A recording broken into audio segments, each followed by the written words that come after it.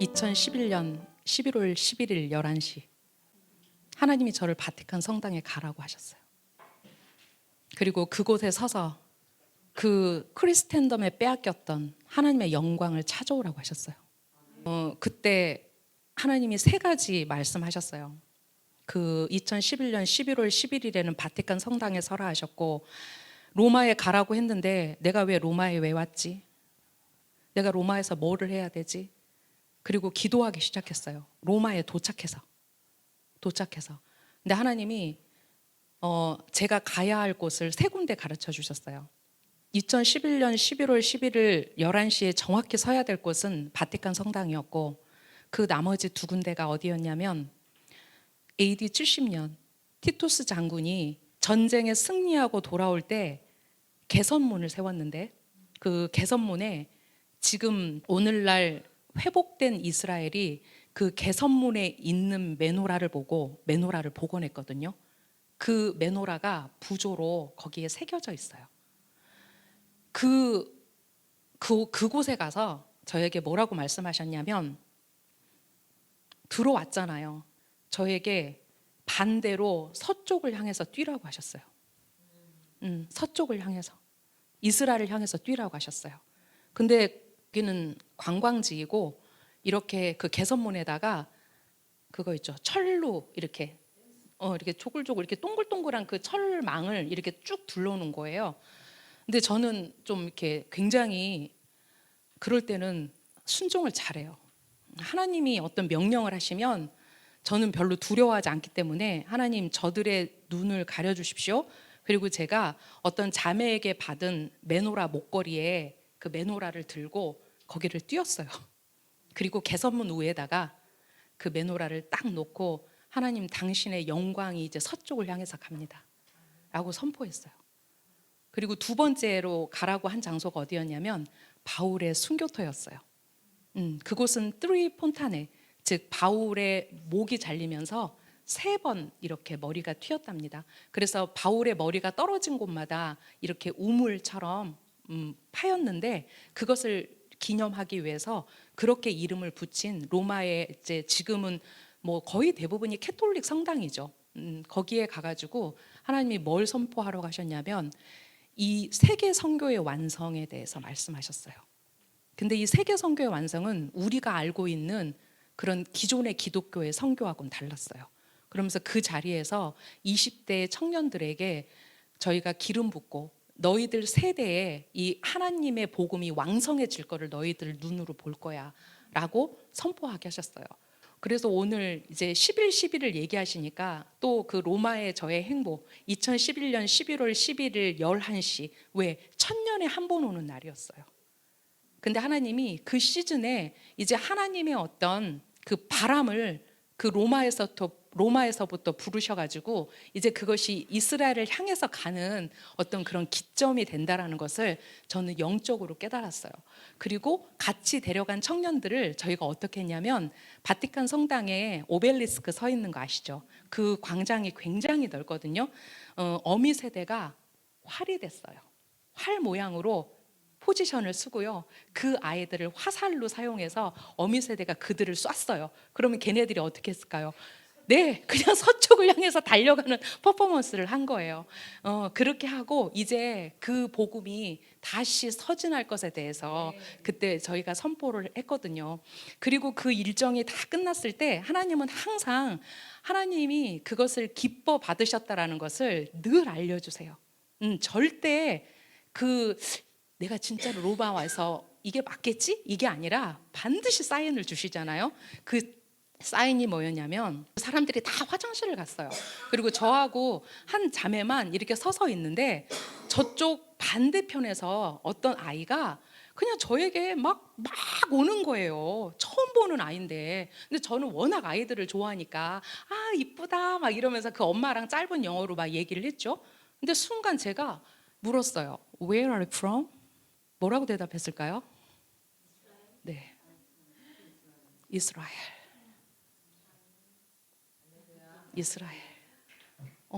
이스라엘에서 아이 데리고 여행 왔대요. 근데 도대체 우리 애가 왜 낯선 사람한테 이렇게 가려고 하는지 저한테 막 쏘리 하는 거예요. 그래서 괜찮다고. 저는 그 이스라엘 그 엄마의 국적이 이스라엘이라는 거 사실만으로도 그때 저는 모든 게 다 끝났어요. 모든 게 다 끝났어요. 네, 그래서 그 옆에 있던 우리 선교사님이 말 브로치를 하라는 좀 마음을 주셔가지고, 우리 이제 그런 데 나가면 실제적으로 어떤 퍼포먼스를 해야 될 때 이게 마음만 있어서는 안 돼요. 반드시 하라고 하면 정말 사람이 보기에 미련하지만 그 행동을 하거든요. 그래서 그 말을 그 자리에서 끌러서 그 엄마에게 주면서 이제 너희 세대가 정말 말처럼 순종하며 달리기를, 네, 이렇게 선포하고, 저는 이게 메노라 목걸이가 하나 있었어요. 그걸 끌러서 그 아이에게 매줬어요.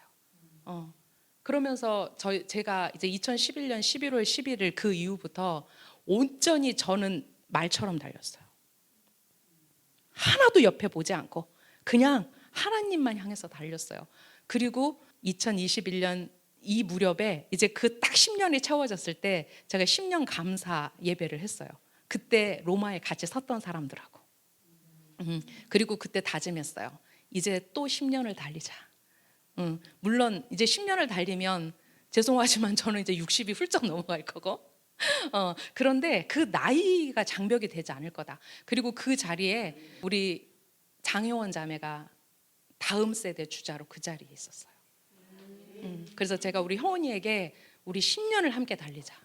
그리고 효원아, 네가 10년 후에 네가 그 자리에 섰을 때 하나님이 무슨 일을 하셨는지를 보게 될 거야.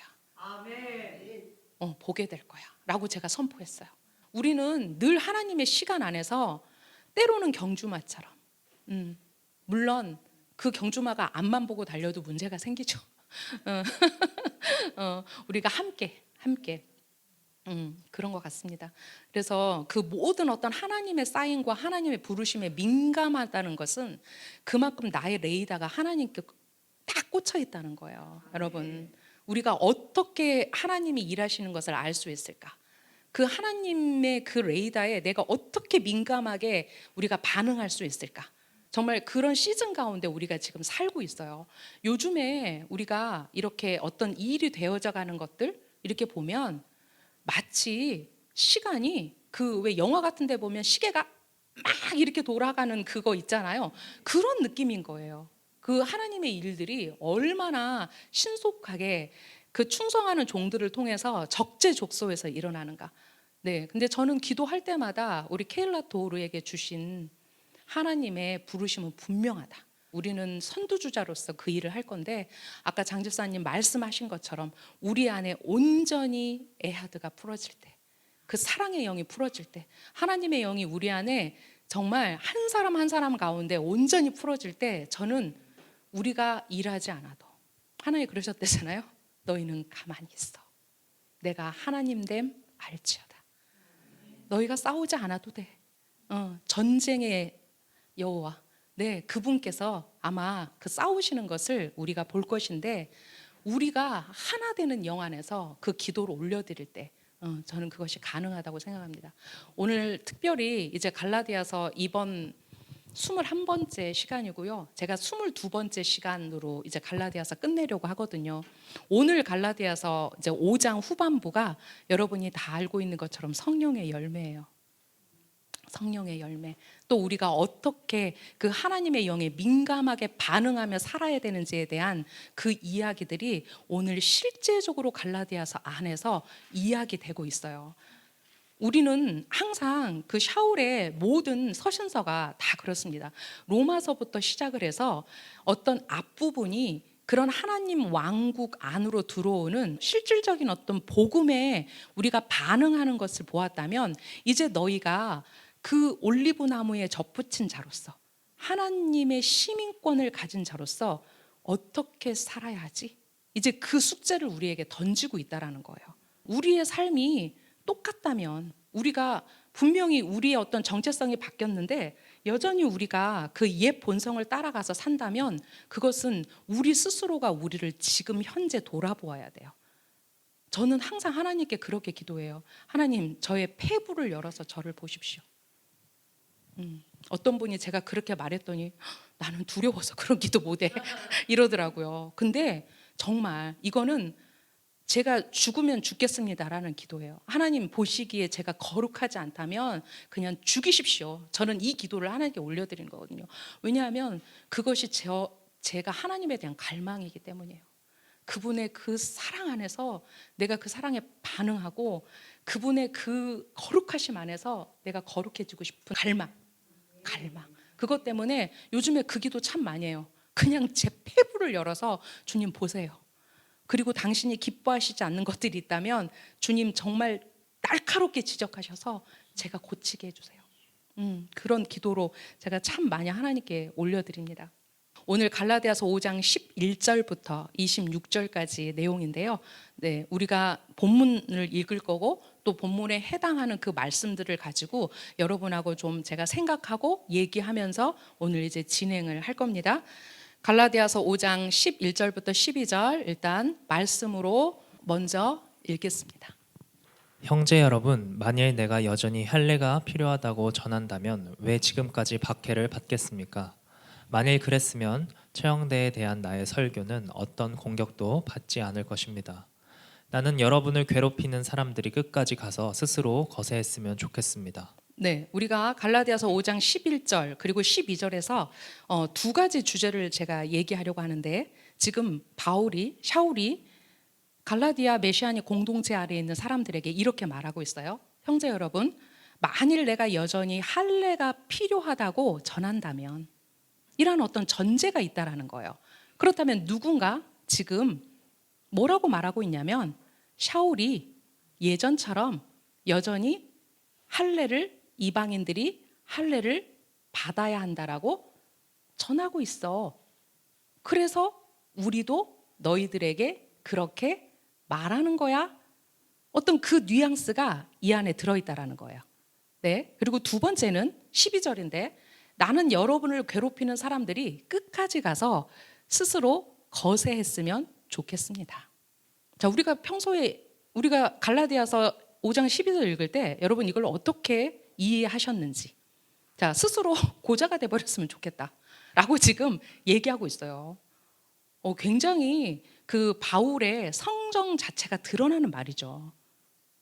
우리 바울 성질 알잖아요. 한 성질 하는 거. 그런데 그 바울의 그 어떤 유다이저들과 하나님의 토라를 반하는 자들에게 바울이 화를 내는 것은 단순히 그가 성질이 나빠서 그런 게 아니라 그 하나님에 대적하는 자들에 대한 바울의 분노예요. 네, 우리가 이제 그 관점에서 바울을 좀 이해해야 되죠. 자, 만일 내가 할례가 필요하다고 전한다면 지금 이 어떤 전제가 있단 말이죠. 그렇다면 이것을 이제 이 유대인 신약 성경을 쓴 제가 데이비드 에지스턴의 커멘터리를 여러분에게 지금 소개할 거예요. 어떻게 이것을 우리가 이해하고 가야 하는지. 네. 자, 그들은 샤울이 예전에 그랬던 것처럼 하나님의 백성이 되고자 하는 이방인에게 할례가 필요하다고 여전히 설교하고 있다고 주장했다. 여러분, 바울은 1차 전도 여행이 끝나고 그가 있는 장소로 돌아와 지금 들으니 본인이 복음을 전했던 갈라디아 공동체 안에 그런 유다이저들을 통해서 다른 복음이 전해지고 있다는 소식을 들은 거예요. 이제 그 다른 복음이 전해진다는 소식을 들었고 그들이 거기에 그렇게 어떻게 반응하는지, 물론 어떤 사람들은 아니야, 샤울의 편에서 우리는 할례가 필요 없어 이렇게 말하는 사람도 있었겠지만 그 야고보에게서 온 어떤 기득권층의 그 말에 아주 적극적으로 찬성하고 할례를 받는 사람들도 있었다라는 거예요. 지금 그 상황에서 이 갈라디아서를 그들에게 쓰고 있다라는 거죠. 그러니까 우리가 지금 5장까지 왔지만 1장의 그 전제들이 우리 머리 안에 좀 있어야 돼요. 게다가 거기에 어떤 소문까지 지금 나오고 있냐면 샤울이 그렇게 할례를 받아야 된다라고 말하는 그런 말들을 내가 들었다라고 말하는 사람들이 있다는 거죠. 자, 유다이저들은 이 거짓 소문을 샤울 자신이 이방인 신자들의 할례를 주장하는 그들의 주장을 승인했다는 증거로 악용했다. 네, 우리는 단순히 이 11절을 읽으면서 사실 이 부분까지 간파할 수 없어요. 네, 그런데 이제 그 메시아닉 그들의 입장에서 이 본문을 보니까 그 당시의 상황이 이렇게 되었을 거고, 그리고 이것을 전제해서 다시 읽어보니까 충분히 그러한 그런 여파들이 있었겠구나를 더 자세히 알 수 있었다는 거죠. 자, 만약 샤울이 예수와를 믿는 이방인들이 유대교로 개종해야 한다고 계속 설교했다면, 즉 여러분, 이방인들이 유대교로 개종해야 된다라는 거, 그 첫 번째가 바로 뭐예요? 네, 할례잖아요. 그렇게 계속 설교했다면 그는 유대인 사회에서 아무런 어려움을 겪지 않았을 것이다. 유대인들이 그를 반대하고 박해한 것은 예수와의 사형 집행에 관한 그의 설교 때문이 아니었다. 샤울은 그 자체로는 아무런 불쾌감을 주지 않았을 것이라고 말했다. 그래서 본문에서 이렇게 말해요. 만일 그랬으면 십자가에 대한, 처형대에 대한 나의 설교는 어떤 공격도 받지 않을 것입니다 라고 지금 말하고 있어요. 문제는 뭐였을까요? 지금 바울이 당면하고 있는 문제는 오히려 그들을 선동한 것은 이방인들이 할례를 받지 않고도 하나님의 백성이 될 수 있다는 주장이었다. 여러분, 유대인들에게 이방인들이 하나님 나라, 그 유대이즘 안으로 들어간다라는 그 자체가 그들에게는 모순이었어요. 그들에게는 트라우마였어요. 그래서 우리가 사도행전을 통해서 무엇을 볼 수 있어요? 그 예루살렘 회의에서 뭐를 결정했죠? 도대체 이방인들이 어떻게 우리와 함께 하나님 나라의 시민권자로, 그들이 공동 상속자로, 하나님의 토라를 공유하는 자로 도대체 어떻게 그들을 받아들여야 되는데, 자, 유대인들의 눈에 이방인들은 어땠을까요? 그들의 눈에 그들의 법을 지키지 않는 이방인들은 개였죠. 야만인이었죠. 이게 예루살렘 교회와 고린도 교회의 큰 차이점이었단 말이에요. 그들은, 예루살렘 교회 안에 있는 유대인들은 오랫동안 그들의 그 키두시의 그 거룩성을 알고 있었고, 그것에 대해서 어떻게 그들이 반응해야 되는지 알았는데, 여러분 이제 고린도 교회로 딱 한번 이동해 보세요. 와, 그들은 먹고 마시고 술 취하고, 그지? 그 키두시를 그렇게 이해하지 못했기 때문에 그것의 어떤 깊은 의미를 이해하고 행하기보다는 어떤 그런 형식적인 것에 그들이 그냥 반응했을 뿐이라는 거예요. 맞아요. 그렇게 그들의 눈에 그 이방인들을 그들의 어떤 한 형제로 받아들이는 것이 굉장히 어려웠을 거라는 거예요. 근데 우리는 지금 반대로 생각한다고 제가 항상 말했죠. 우리 기독교인들은 어떻게 유대인들을 기독교인으로 만들까? 어떻게 그들의 정체성을 모두 집어던지고, 그게 크리스턴됨의 역사잖아요. 그들이 집어던지지 않으니까 어떻게 했어요? 지키면 죽였죠. 할례 받으면 죽였죠. 유월절 지키면 죽였죠. 샤밧 지키면 죽였죠. 날짜 변개했죠. 그 샤밧의 중요성을 모두 주일이라는 이름으로, 그 태양신을 섬기는 그날로 바꿨죠. 그리고 하나님을 빼앗아갔죠. 그리고 그들은 스스로 이스라엘이 되었죠. 그리고 그 앞에다 스피리추얼, 영적 이스라엘이라는 그 물리적이고 실제적인 이스라엘을 도둑질했죠. 그러면서 얼마나 많은 유대인들을 강제 개종했는지, 그리고 그 강제 개종을 하면서 또 얼마나 많은 사람들을 죽였는지, 네, 우리가 알고 있는 그런 마녀 사냥, 이런 것들이 대부분 유대인을 죽였던 그 역사 속에서 이루어졌던 것들이거든요. 사실 지금 우리가 1세기 당시로 돌아가서 우리가 얼마나 복음의 빚진 자인지를 생각하고 이 갈라디아서를 읽어 내려가면 우리가 샤울의 마음을 정말 이해할 수 있어요. 정말 그들을 선동한 것은 이방인들이 할례도 받지 않고 하나님의 백성이 될 수 있다는 주장이었다. 이러한 샤울의 주장은 유대인들이 그를 박해하는 동기가 되었다. 그들의 박해는 샤울이 여전히 할례가 필요하다고 설교하고 있다는 유다이저들의 거짓 주장을 그래서 반박하고 있다. 이 아주 짧은 말이지만 그 안에 들어있는 메시아닉 티처의 그 이야기죠. 네, 자, 스스로 거세하기를. 여러분, 이게 무슨 말일까요? 그들이 스스로 거세한다는 것은 무슨 말을 하고 싶은 걸까요? 샤울의 입장에서 자, 우리가 이것을 이해하기 위해서는 이제 타나크로 돌아가서 그 타나크에서 도대체 거세된 자를 하나님이 어떻게 말씀하고 있는지를 보면 알 수 있죠. 네, 제가 두 개의 말씀을 볼 거예요. 첫 번째는 레위기 21장 17절에서 20절 말씀이에요. 네, 읽어주세요. 아하론에게 말하여라. 내 자손 중에 그들 대대로 흠이 있는 사람은 그의 하나님께 음식을 바치려고 가까이 오지 말아야 한다. 왜냐하면 흠이 있는 사람은 어떤 사람도 가까이 오지 못하기 때문이다. 곧 보지 못하는 사람이나 다리를 저는 사람이나 얼굴이 일그러진 사람이나 팔다리가 짧거나 긴 사람이나 곱사등이나 난쟁이나 고환이 상한 사람이다. 네, 아하론에게 그 흠이 있는 사람을 쭉 지금 나열하면서 그들은 제사의 음식을 바칠 수 없다고 말씀하고 계세요.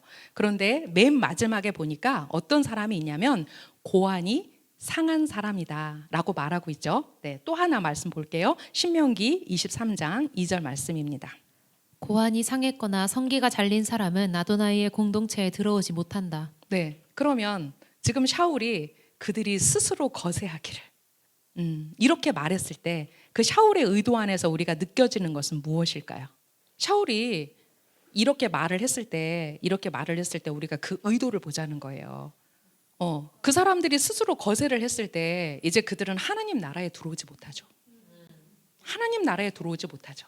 무서운 말이에요. 무서운 말이에요. 그 메시아께서 만드신 메시아 왕국에 너희들은 들어올 수 없어. 너희들은 들어올 수 없어. 아주 강력한 역설이에요. 실제로 샤울이 아무 생각 없이 이 말을 한 게 아니라 바로 이 레위기와 신명기의 말씀. 고환이 상했거나 성기가 잘린 사람은 아도나이의 공동체에 들어오지 못한다. 강력한 말씀이에요. 그들이 이 메시아 왕국 안으로 들어오지 못할 것에 대한 사울의 선포예요. 그렇다고 그들이 거세할까요? 아니죠. 그건 아니죠. 바로 그 하나님 나라의 관점에서 이 딱 한 줄만 볼 수 있다면 바로 그런 의미로 그런 사울의 단호함이 들어있다라는 거예요. 그러니까 사울은 그가 예수와께 받은 그 복음에 있어서는 타협할 마음이 정말 1도 없었다라는 거예요. 그가 어떠한 핍박 가운데 있다 하더라도 그는 이제 하나님의 복음에 타협하지 않고 저렇게 말하는 자들을 하나님 스스로 거세하게 해주십시오. 네, 저들은 하나님 왕국에 들어올 자격이 없는 사람들입니다 라고 말하고 있는 거예요, 여러분. 네, 이제 샤울이 어떻게 이야기를 진행해 가고 있는지 보십시오. 13절에서 15절까지 읽겠습니다. 형제 여러분, 여러분은 자유로워지도록 부르심을 받았습니다. 다만 그 자유를 여러분의 옛 본성이 제멋대로 행동할 수 있는 구실이 되지 않도록 하십시오. 대신 사랑으로 서로를 섬기십시오. 토라 전체는 내 이웃을 자기 자신처럼 사랑하라 하신 이 한 문장으로 요약됩니다. 그러나 만일 여러분이 서로 물어뜯고 찢고 있다면 조심하십시오. 그렇지 않으면 서로에게 멸망당할 것입니다. 네, 하나님은 우리에게 종의 멍에 노예의 멍에를 벗기셨죠. 그리고 우리에게 그 아들의 자유함, 이제 그 자유의 영을 우리에게 부으셨어요. 근데 이 13절, 14절, 15절 어간에서 지금 현재 이 할례의 문제로 인해서 그 갈라디아 공동체 안에 어느 정도의 갈등이 있었는지를 우리가 볼 수 있어요. 샤울의 눈에는 그들이 물어뜯고 찢고 조심하지 않았어요. 그래서 결국 그 자유가 뭐가 되는 순간? 이제 방종이 되는 순간. 네, 그것은 더 이상 자유가 아니죠. 그런데 샤울이 당부해요. 사랑으로 서로를 섬기십시오. 토라 전체는 내 이웃을 자기 자신처럼 사랑하라 하신 이 한 문장으로 요약됩니다.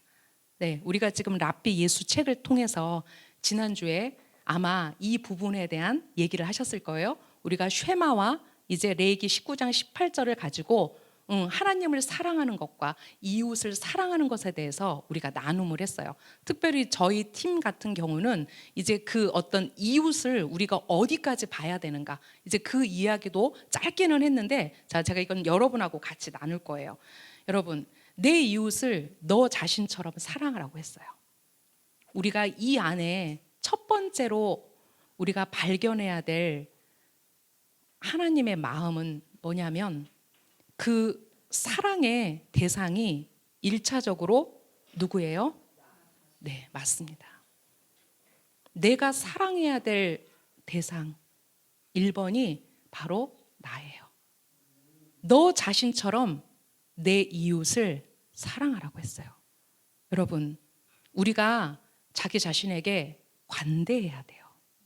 우리가 자기 자신을 사랑해야 돼요. 근데 그게 쉽지 않아요. 쉽지 않아요. 왜냐하면 우리는 우리 자신을 칭찬하고 우리 자신을 사랑하는데 나 스스로 인색해요. 그런데 분명히 이 황금률 안에 들어있는 것은 이웃을 사랑하기 전에 너 자신을 먼저 사랑하라는 하나님의 깊은 메시지가 담겨 있다는 거예요. 그래서 우리가 기도할 때 하나님, 나의 나됨, 나의 어떠함 당신께 내가 다 올려드립니다. 왜냐하면 그 나의 어떠함과 내가 나를 사랑하지 못하는 것으로 인해서 그 모든 화살이 내 사랑하는 이웃에게 가요. 여러분, 그런 경험 안 하셨어요? 얼마나 우리가 가족 안에서 그 화살들을 쏘아대는지, 우리가 얼마나 우리 공동체 안에서 그 화살들을 쏴대는지. 여러분, 우리 안에 있는 낮은 자존감들, 우리 안에 어떤 그 가족 공동체 안에서 그 내가 그 어쩔 수 없이 가져야 됐던 피해 의식들, 이제 이런 것들을 정말 여러분이 구체적으로 하나님께 올려드려야 돼요. 그래서 내 폐부를 열어 보여드리자는 거예요. 여러분, 저는 이런 사람입니다. 하나님, 제가 저를 사랑하게 해주십시오. 제가 저를 학대하지 않게 해주십시오. 여러분, 결국 나를 학대하고 나를 죽이는 게 결국 뭐예요? 중독이잖아요. 그 중독을 끊어내는 가장 첫 번째는 내가 나를 이해하는 거거든요. 자, 여러분, 이웃이 누구예요? 이웃이 누굽니까? 이제 그 시작이 이제 나부터 시작했다면 여러분, 누가 이웃일까요? 자, 우리가 히브리어로 이웃은 레아입니다. 누가 이웃일까요? 나 이외의 모든 자. 이 레아라고 표현된 이웃이 누구일까라고 어떤 표준을 만들어 놓은, 제가 이제 이거는 사전을 찾았는데 사전에 보니까 이웃이 누구냐, 이 레아가 히브리어 성경 안에서 쓰인 단어들을 쭉 찾아봤어요. 제가 히브리어 사전을 통해서 그랬더니 이런 사람들이 이웃이랍니다. 친족, 동족, 동포, 친척, 친구, 사랑하는 자. 그럼 여기에는 누가 들어가는 거예요? 아내와 남편과 또 나의 자녀들까지 다 들어가는 거예요. 애인, 이웃, 다른 사람, 타인. 이 모든 범주가 전부 다 이웃이라는 레아를 히브리어로 한국말로 번역한 단어들이었어요. 네. 그렇다면 이제 우리가 이해하는 범주, 우리가 이해해 나가야 되는 그 이웃의 범주, 저는 이번 주에 굉장히 하나님께 기도했던 게 그거예요. 하나님, 이제 실제적으로 풀어주십시오.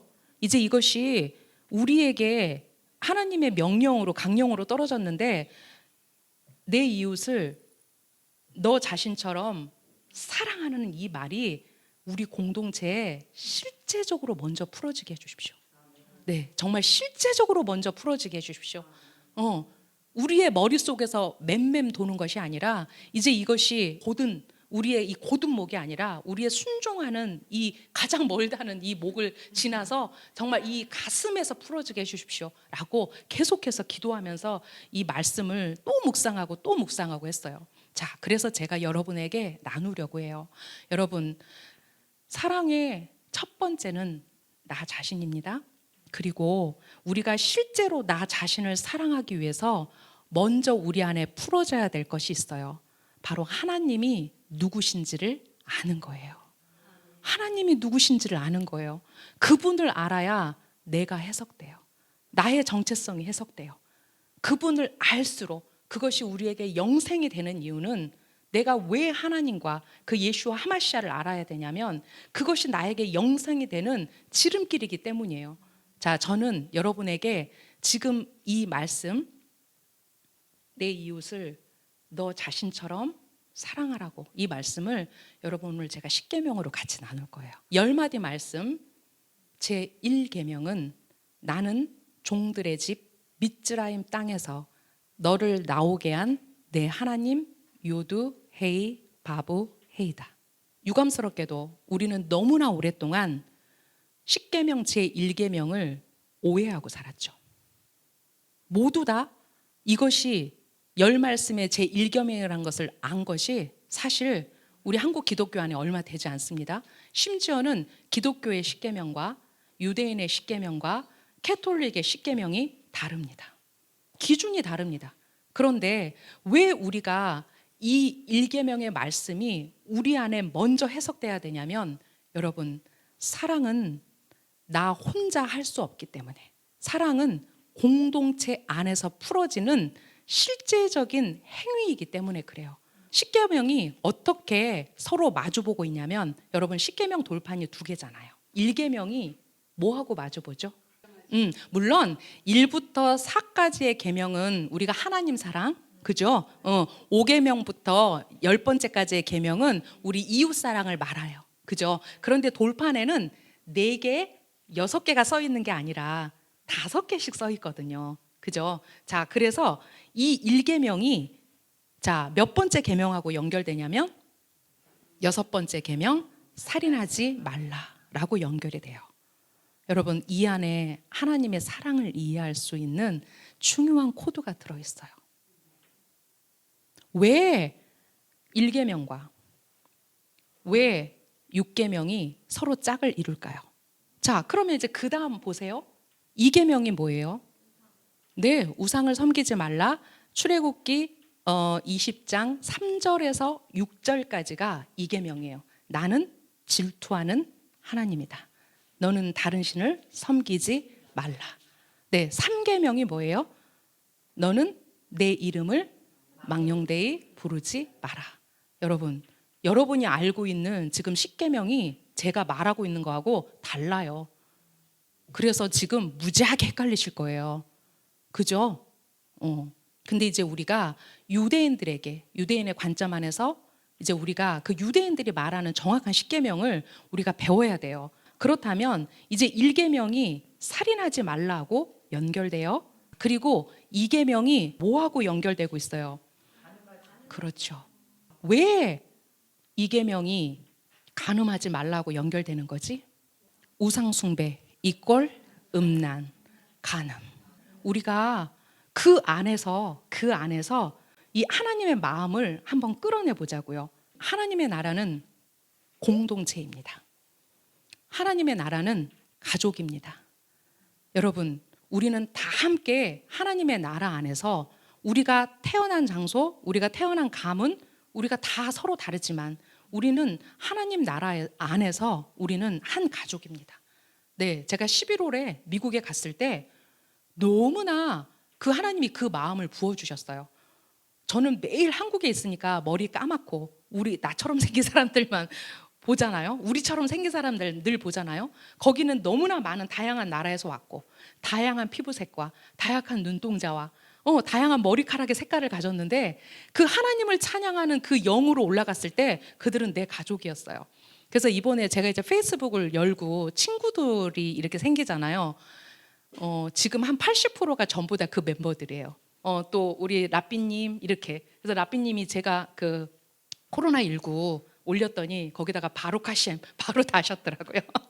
그래서 저도 토다라바 바루카셴 이렇게 달았어요. 그러니까 이게 가족이 되어가는 거구나. 우리가 그 어떤 그 안에서 아까 카톡이 열일했다고 저는 앞으로 페이스북이 열일할 거라고 생각해요. 네, 자, 하나님 나라는 공동체예요. 하나님 나라는 가족이에요. 하나님 나라는 사랑이에요. 그렇다면 우리가 하나님 나라 안에서 그 이스라엘의 하나님이 우리의 아버지시고 우리의 하나님이시라면 일단 그 하나님에 대한 인식에서부터 우리가 사랑할 수 있는 힘이 생긴다는 거예요. 나는 종들의 집 미즈라임의 땅에서 너를 나오게 한 요두에이 바브에이다. 그래서 유대인들이 왜 이 1계명과 살인하지 말라라는 6계명을 연결하냐면 바로 이 근거 때문에 그래요. 사람의 피를 흘리는 자는 그 사람에게서 자기 피가 흘러지리니 이는 하나님의 형상으로 사람을 지었기 때문이다. 네, 바로 이 말의 근거에서 이제 계명을 서로 연결합니다. 자, 여러분 생각해 보세요. 예수와께서는 너희들은 살인하지 말라고 들었다. 그런데 나는 너희에게 이렇게 말한다. 이렇게 토라를 우리에게 더 명료하게, 더 확장해서 정확하게 관역이 무엇인지를 알려주셨어요. 이제 너희가 그 형제를 미워하는 것, 그 형제를 바보라고 욕하는 것, 이제 그 수준까지 우리가 이제 그 살인하지 말라는 어떤 그 강령 안에서 우리가 어디까지 가야 하는가를 말씀해 주는 거죠. 여러분, 단순히 네, 부자 청년 살인하지 않았죠. 하나님의 법 지켰죠. 라고 말할 수 있어요. 우리 살인하지 않았죠. 그런데 우리는 오늘도 눈 떠서 누군가를 미워했어요. 우리는 오늘 눈 떠서 또 누군가 때문에 마음이 상했어요. 사랑이라는 단어 자체가 너무 추상적이지 않아요, 여러분? 난 너무 어려워요. 너무 어려워요. 그런데 우리가 이번에 알았어요. 이 사랑이라는 베아하부타, 이 아하바라는 단어가 행동하는 사랑이라고. 감정적인 사랑, 추상적인 사랑, 내 여기에 머물러 있는 사랑이 아니라 내가 사랑을 하면 뭔가 행동하게 된다고. 그래서 아하바는 행동하는 사랑, 더 나아가 하나님께 충성하는 것. 네, 이게 아하바라고 하잖아요. 이제 우리가 그러면 어떻게 해야 되지? 어떻게 내가 먼저는 나 자신을 사랑하고 또 하나님이 누구신지를 내가 더 깨달아가고 또 이제는 우리가 기독교에서 배웠던 것처럼 자, 우리의 목표가 뭐였어요? 우리의 목표는 성화였어요. 그래서 성화돼서 뭐 할 건데? 천국 가려고. 천국 가려고. 이거 정말 리얼 토크 아니에요? 우리 리얼 토크예요. 그래서 성화돼서 뭐 할 건데? 벽면 수도에서 뭐 할 건데? 하나님은 그 하나님 안에서 그 가족 안에서 우리가 어떻게 실제적인 행동을 행하는지, 내가 얼만큼 성화됐는지는 뭘로 알 수 있어요? 내 성화의 기준은 가장 내 가까이 있는 사람을 내가 지금 어떻게 대하고 있는지에서부터 시작된다는 거예요. 남한테 백날 잘해도 소용없어요. 가족에게 인정 못 받으면 빵점이에요. 빵점이에요. 네, 여러분, 우리가 이 공동체적 구원을 이해해야 돼요. 하나님을 이해해야 돼요. 그리고 우리가 왜 하나님 안에서 하나님께서 우리에게 사랑하라고 말씀하시는지를 각자의 몫으로 하나님께 계속해서 애스킹해야 돼요. 전 답을 드릴 수가 없어요. 하지만 우리가 말씀들 안에서 왜 하나님이 일계명과 그 살인하지 말라라는 그 계명을 같은 차원에서 이퀄로 보게 하시는가? 우리는 날마다 살인하거든. 그렇지? 하나님 살인하지 않겠습니다. 당신께서 그 예수와께서 완성하신 그 토라 안에서 주님 제가 사랑하겠습니다. 미워하지 않겠습니다. 이 마음을 하나님께 올려드리는 것. 만약에 내 가족이 내일 내 옆을 떠난다고 생각한다면 나는 오늘 최선을 다할 수 있겠죠. 저는 늘 그렇게 살았어요. 자, 우리가 이 1계명과 6계명 안에서 하나님의 마음을 좀 발견했으면 좋겠습니다. 네, 샤울이 로마서 13장 8절에서 10절까지 이렇게 말하고 있어요. 네, 읽어주세요. 서로 사랑하는 것 외에 누구에게도 빚을 지지 마십시오. 자기 동료를 사랑하는 사람은 누구나 토라를 다 이루었습니다. 간음하지 말라, 살인하지 말라, 도둑질하지 말라, 탐내지 말라 하는 계명들과 다른 계명들이 이 한 규칙인 너는 네 이웃을 자기 자신처럼 사랑하라에 요약되어 있습니다. 사랑은 이웃에게 해를 끼치지 않습니다. 그러므로 사랑은 토라의 완성입니다. 네, 여러분 이것을 십계명의 눈으로 한번 크게 오버랩해서 보십시오. 간음하지 말라, 살인하지 말라, 도둑질하지 말라, 탐내지 말라. 우리 각각의 계명들, 이 계명들이 바로 너는 내 이웃을 자기 자신처럼 사랑하라 안에 다 요약되어 있다라는 거예요. 내 이웃을 사랑하면 간음하지 않고요. 내 이웃을 사랑하면 살인하지 않고요. 내 이웃을 사랑하면 도둑질하지 않고요. 내 이웃을 사랑하면 더 주지, 그 사람이 가지고 있는 거를 빼앗아 오거나 탐내지 않아요. 그죠?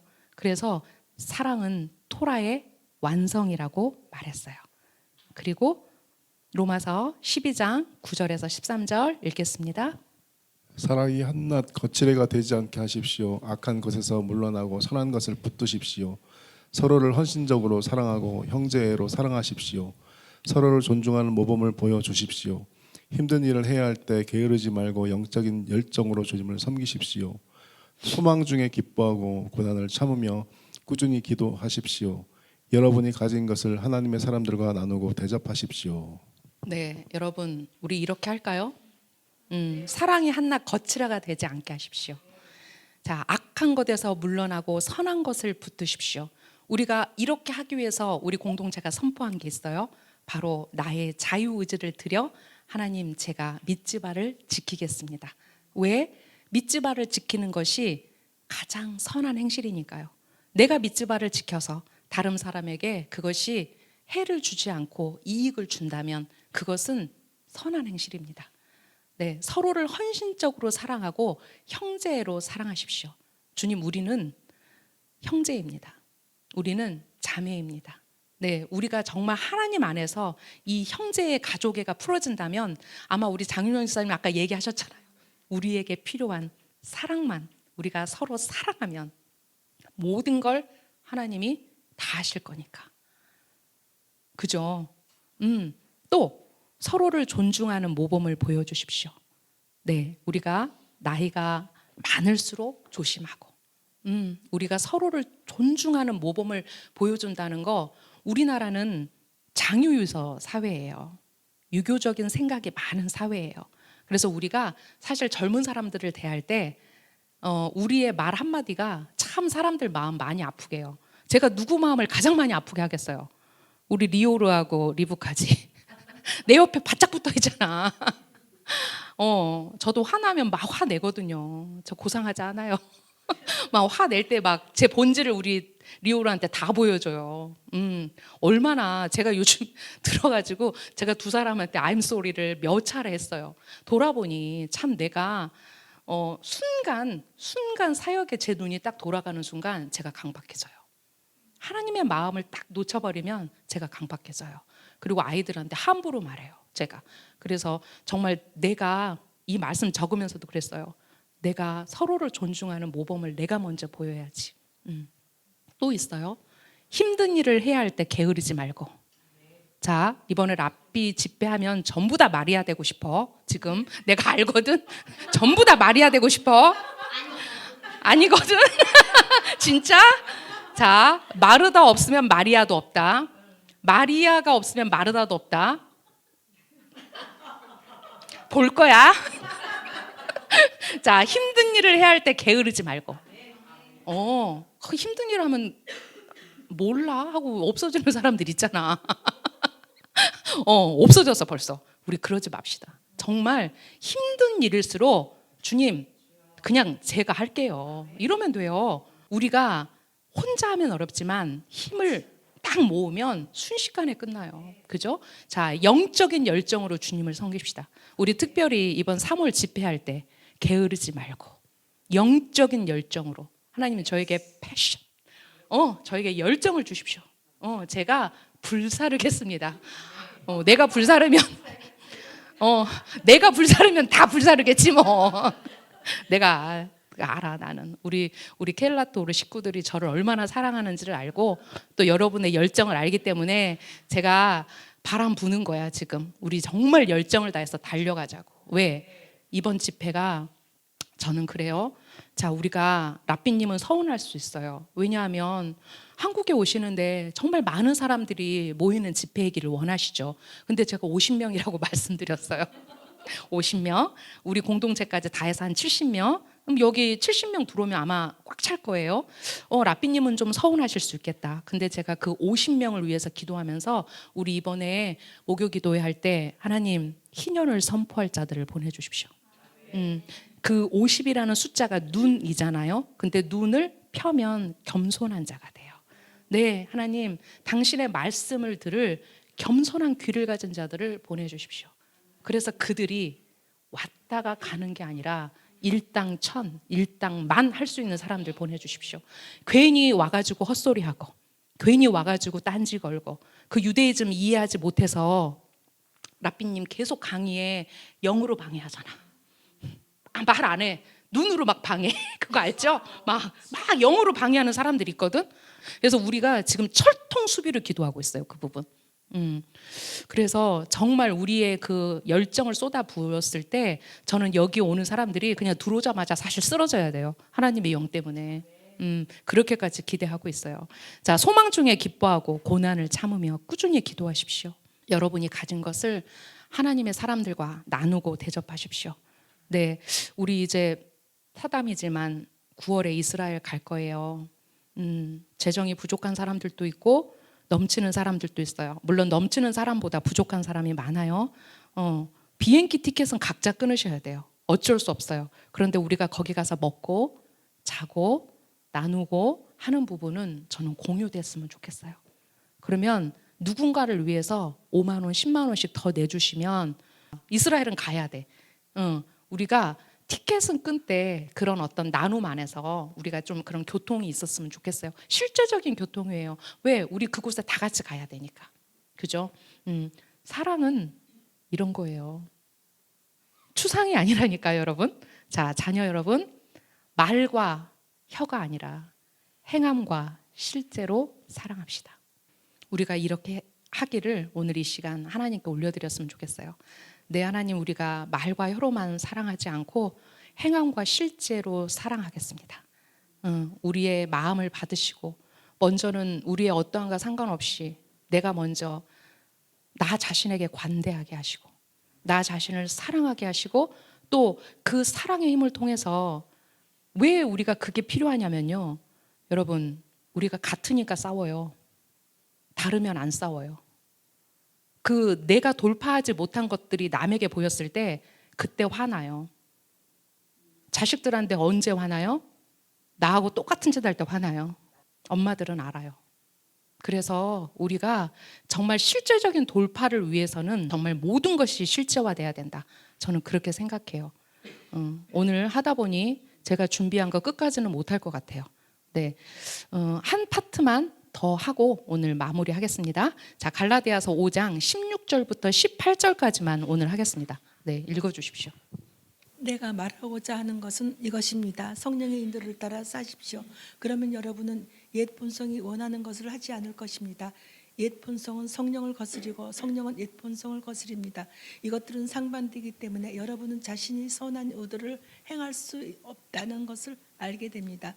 그러나 여러분이 성령의 인도를 받는다면 여러분은 토라를 율법주의로 왜곡시킨 제도 아래에 있지 않습니다. 여러분, 우리가 성령의 인도를 따라 사는 것, 우리의 옛 본성이 원하는 것을 하지 않는 것, 이게 우리 5783년의 목표잖아요. 우리가 이제 그 낙타를 부여잡고 5783년 크프차타 네레크 그 하나님께서 이루시는 그 기적의 시간들을 갈 때 우리가 첫 번째로 하나님께 올려드렸던 게 뭐냐면 바로 우리의 엣제르하라, 우리의 나쁜 경향성과 어떻게 죽기까지 싸우겠습니다. 죽기까지 싸우겠습니다. 싸워야 돼요. 왜? 우리는요, 예수와의 사랑, 그 하나님의 사랑이 부어지면서 우리의 옛 본성들이 없어져요, 여러분. 내가 노력한다고 없어진다고요? 내가 벽면수도 한다고 없어진다고요? 내가 성화 좀 했다고 없어진다고요? 아니에요. 그분의 사랑이 나에게 부어지는 만큼 내가 사람답게 하나님 앞에 설 수 있어요. 그 옛 본성과의 싸움은 그래서 정말 죽기까지 싸우라고 샤울이 왜 그렇게 말을 했을까?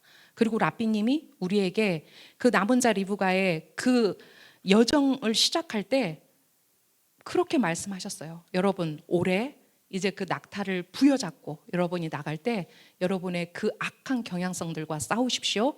하나님이 그 일을 시작하셨고 하실 것입니다 라고 말했어요. 네, 우리가 로마서를 통해서 다시 샤울의 말을 조금 더 읽어봐요. 네, 로마서 8장 5절에서 13절에서 그 옛 본성에 관한 얘기를 하고 있어요. 네, 읽어주세요. 옛 본성을 따르는 사람들은 옛 본성의 것들을 생각하지만 성령을 따르는 사람들은 성령의 것들을 생각합니다. 사람의 생각을 옛 본성에 의해 다스려지도록 하는 것은 죽음이지만 사람의 생각을 성령으로 다스려지도록 하는 것은 생명과 샬롬입니다. 옛 본성에 의해 다스려지는 생각은 하나님을 대적합니다. 이것은 하나님의 토라에 복종하지 않으며 실제로 복종할 수 없기 때문입니다. 그러므로 옛 본성 안에 있는 자들은 하나님을 기쁘시게 할 수 없습니다. 그러나 하나님의 영이 여러분 안에 계시면 여러분은 옛 본성 안에 있지 않고 성령 안에 있게 됩니다. 누구든지 메시아의 영이 없는 사람은 그분께 속하지 않았습니다. 그러나 메시아가 여러분 안에 계시면 한편으로는 몸은 죄 때문에 죽었지만 다른 한편으로는 하나님께서 여러분을 의롭다고 여기시기 때문에 성령이 생명을 주십니다. 그리고 예수와를 죽은 자 가운데서 살리신 분의 영이 여러분 안에 사시면 메시아 예수와를 죽은 자 가운데서 살리신 분이 여러분 안에 사시는 그분의 영을 통해 여러분의 죽을 몸에도 생명을 주실 것입니다. 형제 여러분, 그러므로 우리는 옛 본성에 따라 살도록 요구하는 우리의 옛 본성에 빚을 지지 않았습니다. 여러분이 옛 본성에 따라 살면 반드시 죽을 것입니다. 그러나 여러분이 성령으로 계속 몸의 행실을 죽이면 살 것입니다. 아멘. 아멘. 네, 그래서 이제 우리가 다음 시간에 할 내용이 바로 이 하나님의 영이신 성령이 우리에게 어떻게 실제화돼서 나타나는지, 그래서 성령의 열매에 대해서 또 성령에 우리가 반응하지 않고 우리의 의지대로 성령을 거스르면서 성령을 회방하면서 살았을 때 그것이 어떠한 죄들로 나타나는지가 이제 그 다음 내용이죠. 여러분이 다 알고 있는 내용이에요. 네, 그래서 우리는 하나님께 우리가 겸손하게 늘 요청해야 되는 것은 우리의 작은 신음에도 반응하시는 그분, 그래서 우리의 그 연약함을 솔직하게 올려드리자. 솔직하게 올려드리자. 하나님 앞에서 가면 쓰지 말자. 다 하셔요, 하나님은. 아주 그런 어떤 우리의 본성까지도 하나님 앞에 정말로 올려드릴 때, 그 찢어진 마음, 상한 마음. 여러분, 우리가 일주일 동안 정말 우리가 이 말씀을 붙들고 하나님, 내 이웃을 너 자신처럼 사랑하라고 말씀하셨습니다. 그런데 내 안에 그런 지금 찢어진 마음들이 있다면, 하나님 앞에 내가 해결되지 않은 마음들이 있다면 하나님 찾아오셔서 저를 고치시고 저를 치유하시고 저에게 기쁨의 기름을 부어주십시오. 우리 그것까지 요청해야 돼요.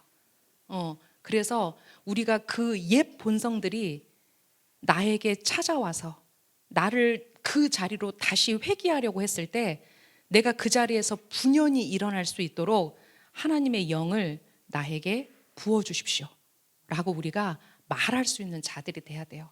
왜냐하면 말씀은, 토라는 실제이기 때문이에요. 이제 더 이상 우리가 그 추상적인 사고 안에서 이 말씀을 이해하려고 하기보다 제가 그 데레크, 그 길을 하나님과 함께 걷겠습니다. 왜? 우리를 향한 하나님의 뜻이 너무 크기 때문에 우리가 거기에 지금 반응해드려야 될 시즌이거든요. 하나님은 우리에게 원하시는 거, 우리가 어떠한 일을 우리가 하는 것이 아니라 오늘 출애굽기를 통해서 우리 리오로 아까 얘기했죠? 그 4가지. 우리가 가만히 서서 하나님의 그 하나님 되심을 보는 자들, 그 하나님께서 직접 싸우시는 것을 볼 자들로 우리가 이 자리에 섰으면 좋겠어요. 기도하고 마치겠습니다. 하나님 감사합니다. 아버지, 오늘 또 우리 케일라트 오르를 향한 하나님의 그 비전과 하나님의 계획을 우리가 듣게 해주셔서 감사합니다. 하나님, 우리가 더욱더 사랑함으로 우리 지체를 나 자신처럼 사랑할 수 있도록 주님, 먼저 내가 나 자신을 사랑하는 사람이 되게 해주십시오. 주님, 우리가 그 공동체적 구원 안에서 그 사랑을 이해하게 해주십시오. 네, 그리고 우리가 행동하는 사랑으로 사랑하게 해 주십시오. 우리가 내 앞에 있는 사람, 내 옆에 있는 사람을 나보다 낫다고 여기는 주님 그 겸손함을 우리에게 부어 주십시오. 그렇게 하실 이스라엘의 하나님을 찬양합니다. 베셈 예슈아 하마시아. 아멘.